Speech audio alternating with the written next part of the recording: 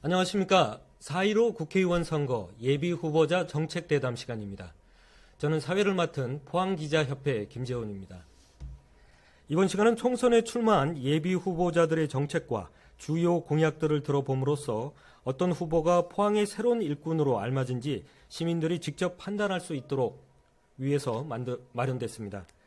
녹화로 진행되는 이번 대담은 포항기자협회 8개 언론사와 신문 지면, 유튜브, 페이스북 등 SNS에도 동시에 송출됨을 알려드립니다. 이번 시간에는 포항남 울릉의 민주당 후보로 출마한 허대만 예비 후보를 모시고 정책과 주요 공약에 대해 들어보도록 하겠습니다. 후보님 안녕하십니까? 예, 반갑습니다. 네.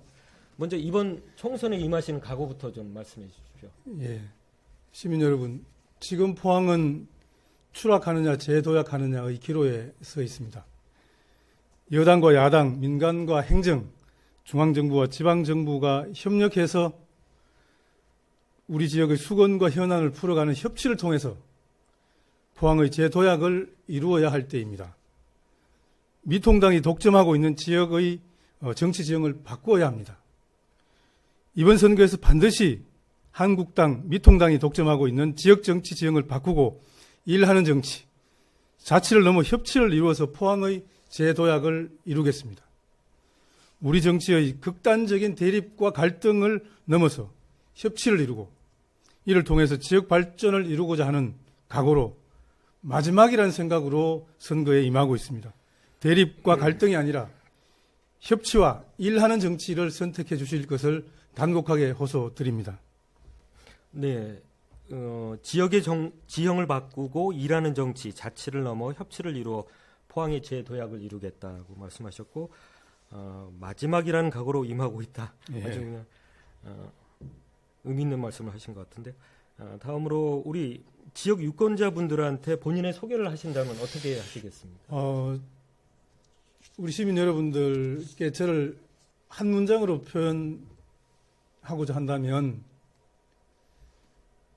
집권 여당을 일할 수 있는 후보 그리고 포항 전문가라고 자평을 하고 싶습니다. 저는 만 26세에 포항시의 의원으로 정치활동을 시작을 했습니다. 그때부터 청춘을 바쳐서 우리 포항의 여러 가지 현안에 참여하고 연구해 왔다고 생각을 합니다. 포항에서 아마 3남 1녀의 아이를 키우고 있는 후보는 포항 남구에 출마한 5명의 후보 중에서 아무도 없을 것입니다. 지역의 시민단체 활동, 청년단체 활동을 통해서 누구보다 포항의 현실과 포항의 미래에 대해서 깊이 고민해온 포항 전문가라고 자부합니다. 그리고 행정안전부의 장관정책보좌관으로 일하면서 또 국가균형발전위원회 전문위원으로 일하면서 현 정부의 초기에 국정운영에 참여한 경험이 지방과 중앙의 각종 당직을 거치면서 중앙정부와 중앙당의 여당 내에 각종 인맥과 충실한 네트워크를 구축하고 있습니다. 우리 지역민의 오랜 수건을 풀기 위해서 대통령과 집권 여당의 관심과 지원을 이끌어내기 위해서는 제가 가장 적합한 위치에 있다라고 감히 자부할 수 있습니다. 한마디로 포항 전문가이자 집권 여당의 일할 수 있는 후보, 이것이 바로 허대만을 표현하고 있는 두 가지 특징이라고 생각을 합니다. 네, 후보님께서는 젊어서부터 포항에서 이제 지역에서 이제 정치 활동을 하셨고 꾸준히 포항에서 살고 계신 분이시고 예. 또 특히 이제 사남 자녀분이 4분이시라는 점 크게 공감하고 있습니다. 네, 본격적으로 들어가서 이제 이번 선거에서 후보님의 주요 공약과 자신만의 차별화된 전략 있으면 좀 말씀해 주십시오. 제가 출마 선언을 하면서 7가지 핵심 과제를 제시를 했습니다. 가장 대표적인 공약으로 제가 삼고 있는 것은 지금 현재 텅텅 비어있는 블루밸리 국가산단에 미래형 자동차 공장을 유치하겠다는 공약입니다. 시민 여러분들께서 잘 아시는 바와 같이 우리 포항은 세계적인 철강 도시로 자동차 소재, 철강 소재를 생산하는 세계 최고의 도시입니다.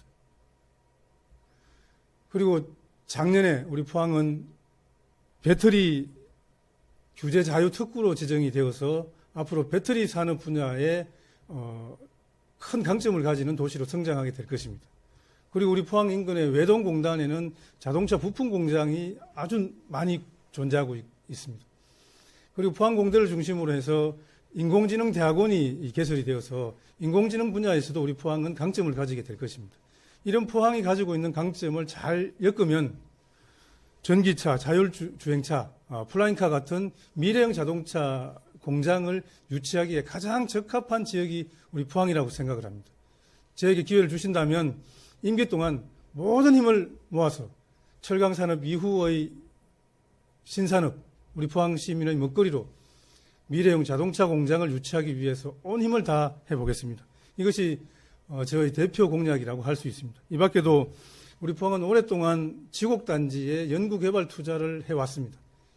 연구개발 투자는 했지만 그 성과가 사업화되기에는 아직 시간이 더 필요한 것 같습니다.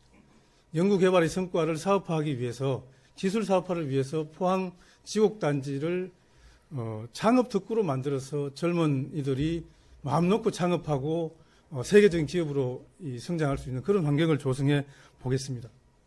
그리고 우리 포항 시민의 오랜 수건인 영일만 대교를 집권 여당의 공약으로 만들겠습니다. 그래서 임기 4년 내에 반드시 착공하겠다 하는 약속을 드립니다. 그리고 우리 포항 시민들이 KTX 개통으로 많은 편의를 누리고 있는데 아직 노선이 부족합니다. 서울 수도권의 강남권의 접근성이 떨어지기 때문에 SRT를 유치함으로 해서 KTX 노선 부족도 해소하고 포항의 강남권 접근성을 높이도록 하겠습니다. 그리고 노동 안전문화센터를 건립을 해서 해안 쪽에 위치하도록 해서 우리 포항의 노동자 도시라는 특징을 잘 살리고 전국의 노동자들이 재교육, 휴양, 휴식을 위한 공간으로 만든다면 우리 포항의 해양 관광 산업을 일으키기 위한 이 마중물 사업이 될 수 있다고 생각합니다. 노동안전문화센터를 꼭 만들어서 우리 포항의 해양 관광 산업의 마중물 사업으로 만들어 보겠습니다. 그리고 4차 산업혁명이 성숙되면서 경제 규모는 커지지만 고용이 줄어드는 현상이 벌어지고 있습니다. 이를 해결하기 위해서 장기적으로 모든 국민에게 최소한의 생활을 할 수 있는 기본소득을 보장해주는 국민기본소득제를 입법화하는 준비를 해나가겠습니다. 장기적인 과제로 추진하겠습니다. 그리고 우리 남구 지역은 어느 지역에 비해서도 환경 분야가 굉장히 열악한 지역입니다. 환경 분야에 있어서의 혁명적인 정책 전환이 필요한 때입니다. 남구의 환경혁명을 추진하겠다 하는 약속을 드립니다. 네, 여러 가지 말씀해 주셨는데 남구의 이제 대표적인 산단인 블루밸리 국가 산단에다가 이제 미래형 자동차 산업, 자동차 공장을 유치하시겠다고 대표 공약이라고 말씀해 주셨고요. 그다음에 이제 시민들께서 많이 관심을 또 갖고 계시는 영일만 대교 대해서 이제 집권 여당으로서 임기 내에 착공하시겠다. 예, 반드시 해내겠습니다. 예, 약속을 하셨네요. 그리고 또 이제 남구가 이제 공장이 우리 많다 보니까 이제 환경 문제가 심한데 예. 혁명적인 환경 대책을 수립하시겠다. 이렇게 말씀하셨습니다. 그러면은 다음으로 우리 이제 이번에 출마하시는 지역구 포항 남 울릉의 가장 큰 현안은 무엇이라고 생각하는지 그리고 해결 방안은 무엇이라고 생각하시는지 말씀해 주십시오. 포항 남구에는 여러 가지 현안이 있지만 그 중에서 가장 심각하고 또 남구 전체에 걸쳐 있는 현안은 저는 환경 문제라고 생각을 합니다.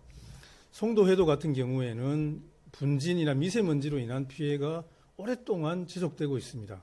형산강의 수원이나 중금속 문제는 어제 오늘의 문제가 아니고 당장 피해가 나타나고 있지 않지만 장기적으로 굉장히 심각한 문제입니다. 최근에 아주 심각하게 부각되고 있는 문제가 오천 청림제철 지역의 SRF 발전소 문제입니다. 이로 인한 이 주민들의 저항이 심각해지고 있습니다.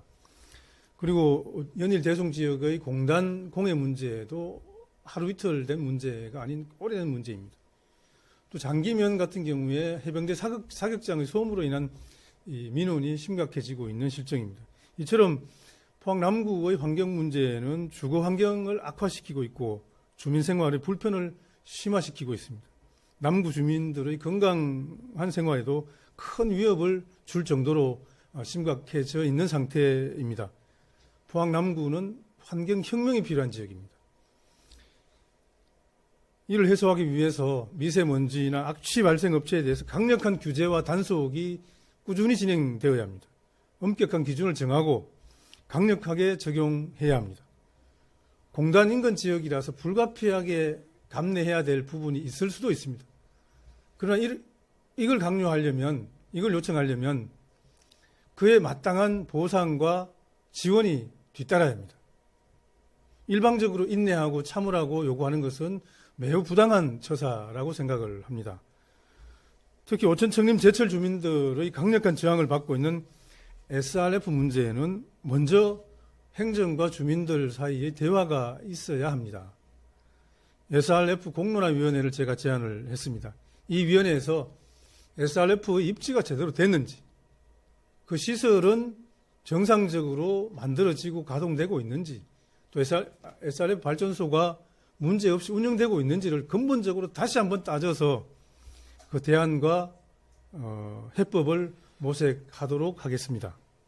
네, 지역의 현안에 대해서 이제 환경 문제라고 지적을 하셨고요. 그에 대해서 이제 무엇보다도 강력한 규제와 단속이 필요하다, 이제 그런 말씀하셨고, 그 중에 우리 남구 특히 SRF 문제 관련해서는 이제 공론화위원회를 이제 만들어서 그에 따른 어떤 문제 해결책, 대안을 모색하시겠다, 이제 그런 말씀이신 건데요.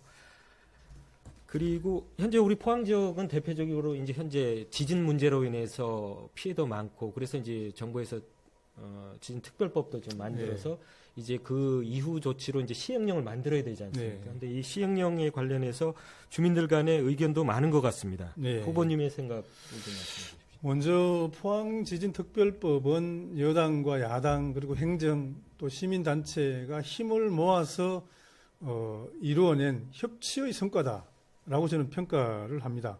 굉장히 높이 평가할 만한 일입니다. 어떤 특별법이 만들어지는데 국회 파행을 제외하면 6개월밖에 걸리지 않았거든요. 6개월 만에 특별법을 만들어낼 수 있었다는 것은 굉장한 이 속도이고 굉장한 성과라고 다시 한번 평가를 합니다.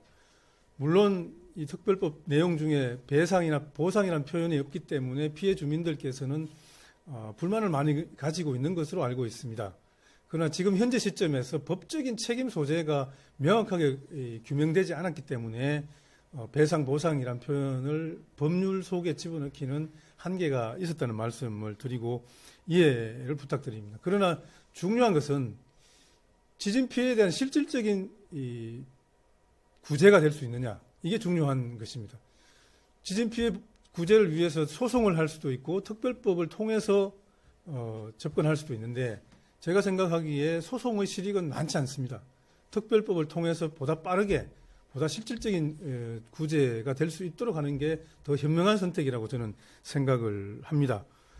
특별법을 통해서 우리 포항 주민들이, 포항 시민들의 피해가 실질적으로 구제될 수 있도록 최선을 다하겠다라는 약속을 드립니다. 그리고 최근에 시행령 그 제정 과정에서 심의위원회, 피해구제 심의위원회와 조사위원회에 포항 시민들의 이 의견을 대변할 수 있는 포항 사람이 들어갈 수 있도록 하자는 요구가 있는 것으로 알고 있습니다.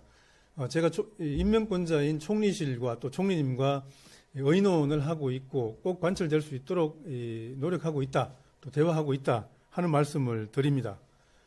다시 한번 말씀드리지만 이 정부와 여당은 피해 지원을 하지 않겠다는 생각을 전혀 하고 있지 않습니다.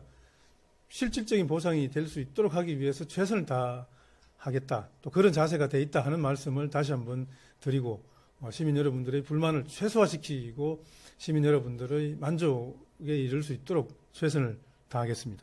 네. 위원회에 이제 포항 출신이 참여할 수 있도록 총리실과 협의하고 있다는 말씀이셨던 것 같습니다. 그리고 현재 다음으로 넘어가면은 지금 코로나 문제가 좀 심각한 것 같습니다. 아주 심각하죠. 지방 중앙뿐만 아니고 이제 우리 포항 지역도 상당히 지금 심각한 상황인 것 같은데, 이런 급속 확산에 따른 현재 중앙 정부 또 지방 정부의 대응에 대해서 평가를 좀 해주시고 향후 더 나은 대책에 대해서도 좀 말씀해 주시죠. 중앙 정부와 이런 문제는 중앙 정부와 지방 정부 그리고 시민들이 일사불란하게 대응을 하지 않으면 제어하기가 참으로 어렵습니다. 그러나 지금 중앙 정부의 노력과 지방 정부가 최선을 다하고 있다고 평가를 하고요. 이것이 더 이상 확산되지 않고 진정시키고 종식시키기 위해서는 시민 개개인의 위생수칙을 철저하게 지키고 이미 발생한 환자들에 대해서는 집중적인 치료가 빨리 진행될 수 있도록 하는 게 중요합니다. 지방정부와 중앙정부의 역량을, 의료 역량을 극대화하기 위해서는 지금 보건소나 뭐 이게 도립의료원 또 중앙정부의 각종 뭐 의료시설이나 지원이 분산되어 있는데 이것을 하나로 집중하는 게 굉장히 중요한 문제라고 생각을 합니다. 그래서 제가 포항시장님과 도지사께 포항의료원을 중심으로 해서 보건소 인력과 공중보건이 또 중앙정부의 지원, 예산, 자원을 집중해서 대응을 일원화하자 하는 제안을 드렸고 이게 받아들여져서 그런 방향으로 움직이고 있는 것으로 알고 있습니다. 초기부터 우리 의료 역량을, 공공의료 역량을 집중하는 것이 굉장히 필요한 일이었고 지금도 그렇게 하고 있습니다. 지금 1339 전화하면 불통되는 경우도 많습니다. 그리고 의심이 혹시나 전염됐을까 의심이 되는 시민들이 어디로 가야 되는가 우왕좌왕하는 경우가 참으로 많습니다. 포항의료원으로 오면 의심 환자의 검사나 또 이 환자의 치료가 일원화돼서 된다는 것이 시민들에게 알려진다면 훨씬 혼란과 혼돈이 줄어들 수 있을 거라고 생각을 합니다. 그리고 우리 시민들의 단합된 역량을 보여주기 위해서 지금 서로 배려하고 서로 도와주는 이런 사례들이 많이 일어나고 있는데 특히 건물 주인들이 임대인들이 세입자들에게 어려움에 빠져 있는 세입자들에게 임대료를 낮춰주고 이런 착한 임대인, 착한 이 건물주 운동이 벌어지고 있는데 이런 운동에 정부도 적극 참여해서 임대료를 낮춰주는 것에 대해서 일정한 부분은 정부가 지원해서 세제 혜택이든 세금을 깎아주는 방식으로든 직접적인 지원을 통해서 착한 임대인 운동이 전국적으로 활성화되고 또 퍼져서 우리 국민들이 서로 어려울 때 돕고 서로 이해해주고 서로 의지하는 이런 풍토가 정착될 수 있도록 한번 해보겠습니다. 네. 그 코로나 대응을 위해서 공공의료 인력과 자원을 집중해야 한다 이런 말씀을 해주셨고요. 다음으로 후보님께서는 이제 자치를 넘어서 협치란 주장을 하고 계시는데 후보님께서 생각하시는 협치 과연 어떤 내용입니까? 많은 시민들이 우리 한국 정치의 고질이라고 보고 있는 문제가 극단적인 대립과 갈등입니다. 정치가 우리 사회의 큰 문제를 해결하기보다는 정치권에 우리 사회의 문제가 가면 갈등과 대립이 더 증폭됩니다. 문제가 해결되기보다는 문제가 더 심각해지는 경우가 더 많습니다. 오늘날 이런 코로나 사태가 벌어져서 국민들이 고통받고 있는데도 이것을 정쟁의 소재로 활용하고 있는 모습이 역력하게 보이지 않습니까? 저는 이런 대립과 갈등의 한국 정치를 극복하고 우리 국민이 가지고 있는 역량을 다 모아서 우리 미래를 열고 현재 직면하고 있는 현안과 숙제를 풀기 위해서 여당과 야당, 중앙정부와 지방정부, 민간과 행정의 역량을 묶어주는 이런 협치가 필요한 시대에 돌입했다. 이 협치가 가능한 제도와 문화를 만들기 위해서 노력해야 될 시기에 와 있다라고 생각을 합니다.